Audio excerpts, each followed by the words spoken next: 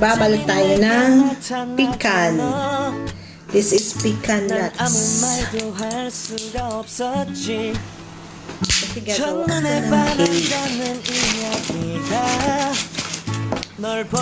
Ay, gusto ko fresh ang ilalagay. Fresh na pecan. 내 맘을 고백하려고 타이밍만 보는 나 그런 나를 안 보며 왜 그러냐고 묻네 너 때문에 Sala ang aking bukas. I'm going crazy.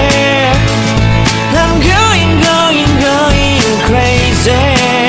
무뎌져 버린 last, iisa lang ang nabuo ko. Iisa lang. Lahat ay durog.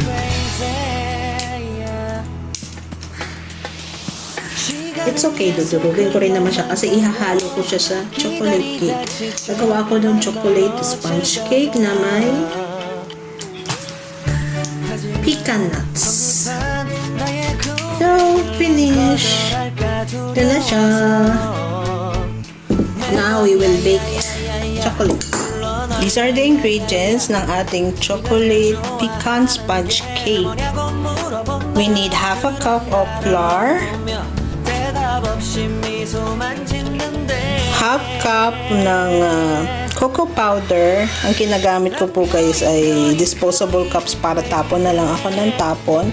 Then half a cup of vegetable oil, or I use canola oil, pwede rin. 3/4 cup ng sugar kasi ayaw niya ng matamis. Then half a teaspoon of salt. We have a 1 cup of water na nilagyan natin ng half a teaspoon ng coffee. Diluted na yung coffee here. Then the pecan nuts that I peeled earlier, and 6 eggs. Okay, let's start baking. First thing we need to do guys is separate the egg whites from the egg yolk. Nagawa ko na yung 5. This is my last egg. This is how I separate the egg white from the egg yolk.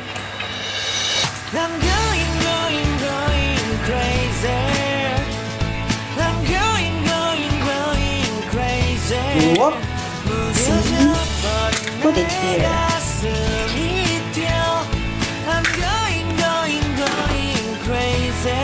Then we set aside. Then pagkakaluin natin ang dry ingredients. Saka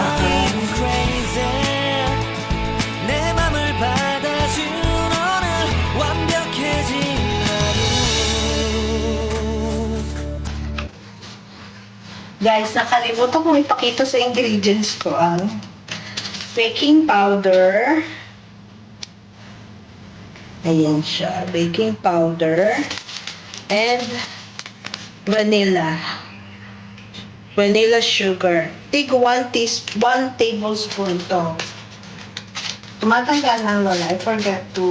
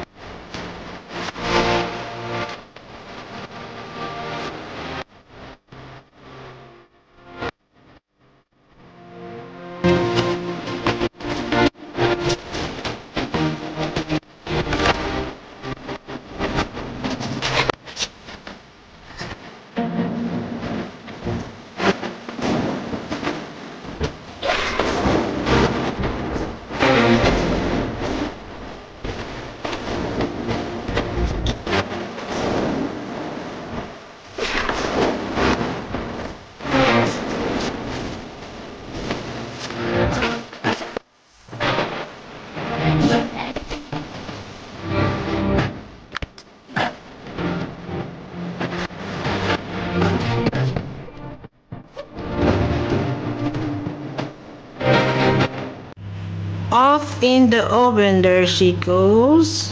My choco pecan sponge cake. Maghihintay tayo ng 30 minutes sa 180 degrees oven. And it's ready to eat. Ayan, finish na. Tingnan na natin. Tingnan natin. Ayan, luto na siya. Tikman natin ngayon kung ano ang lasa.